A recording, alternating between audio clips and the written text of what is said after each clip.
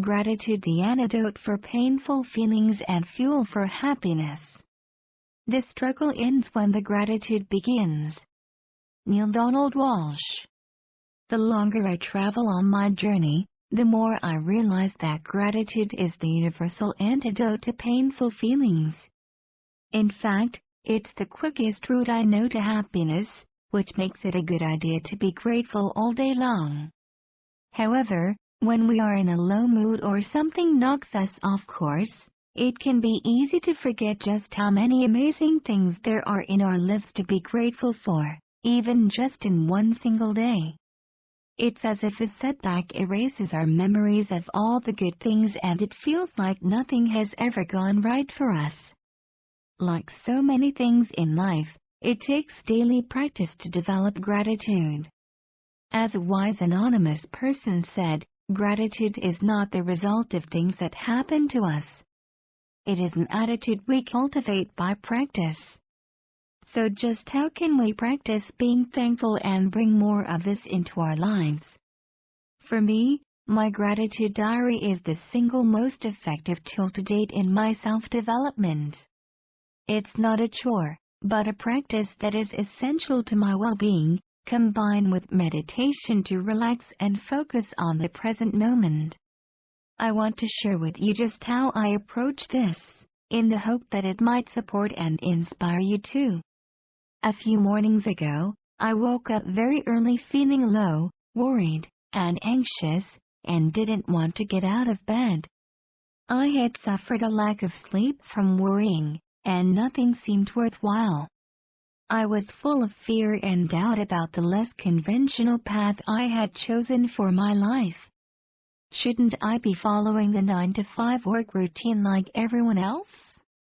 What did I think I was doing trying to follow my dreams? I had been used to a fixed structure or routine in my life, like a safety net or comfort zone, not that it had been that comfortable, which was part of the reason I chose something else. Suddenly, I felt vulnerable without it and panicky. What was going to happen to me?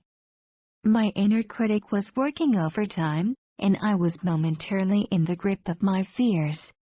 Luckily, I have established a daily routine of writing in my gratitude diary and doing 20 minutes of meditation first thing every morning for over a year now. I do it without fail, even when I can't be bothered or it seems pointless. Even when my heart is not in it. It's an important ritual that resets my day on a positive note from the very beginning. In the words of Buddha, every morning we're born again. What we do today is what matters most. Within a few seconds of putting pen to paper, I am reminded of why I do it. Gratitude is a lifesaver. I can't help but smile as the process of writing helps me remember just how many things I have experienced, even just in the past day, that I am grateful for.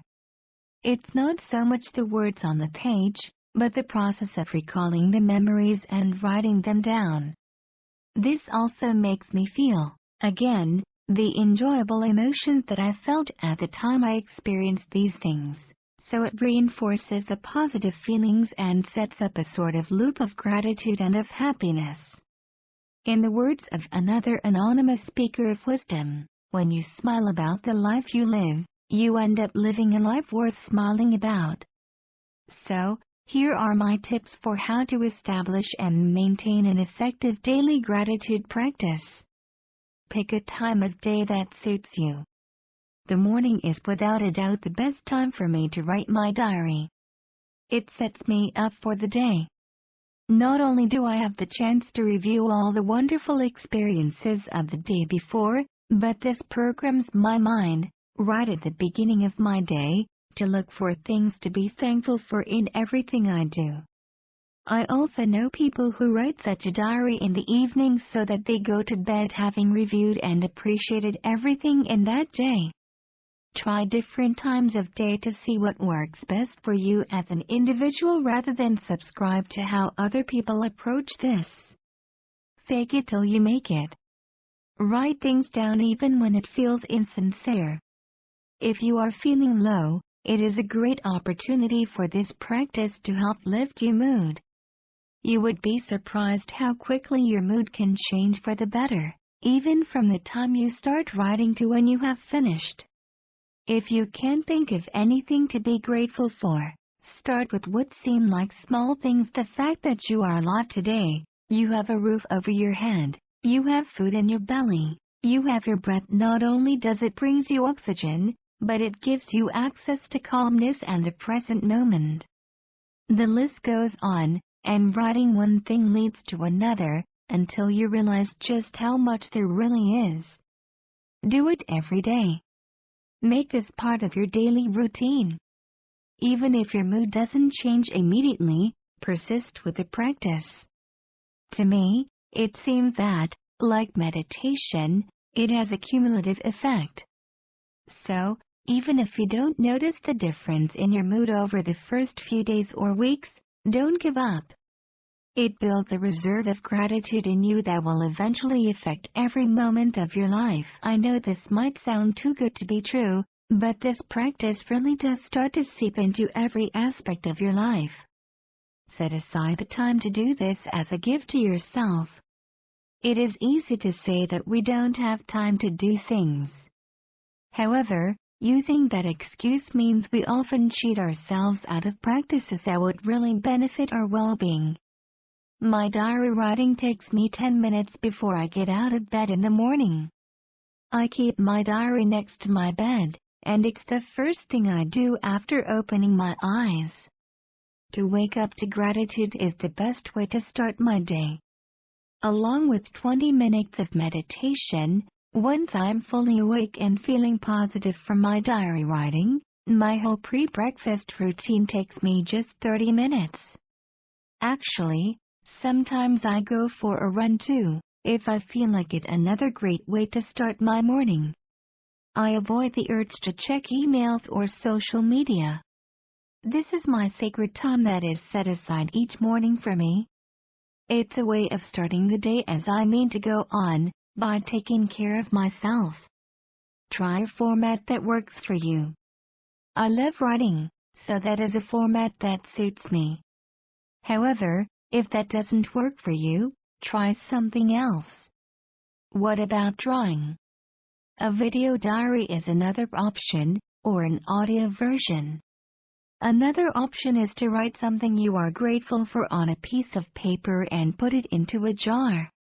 After a year, you can open it maybe on New Year's Eve and read all the wonderful things you were thankful for that year.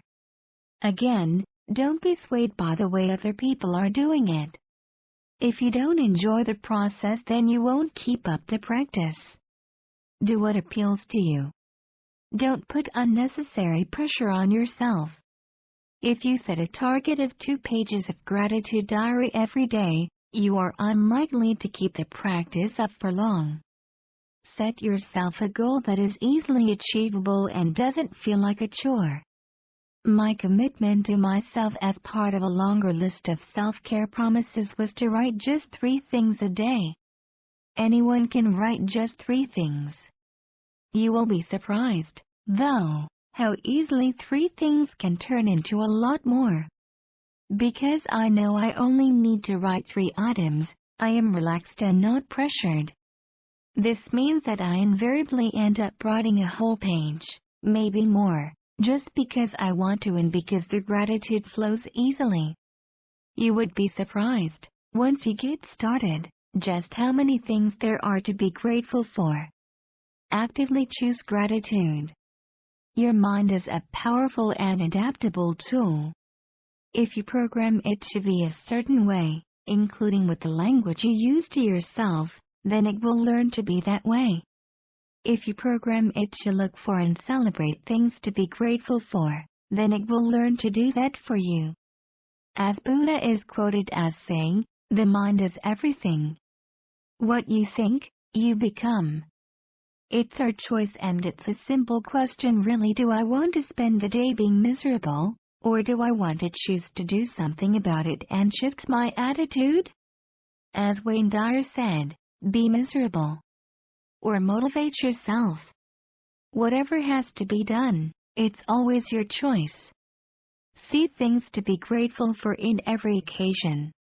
If you can even identify and be grateful for the opportunities that come to you as a result of seemingly bad occurrences, then you are a master of gratitude and well on your way to a happy life.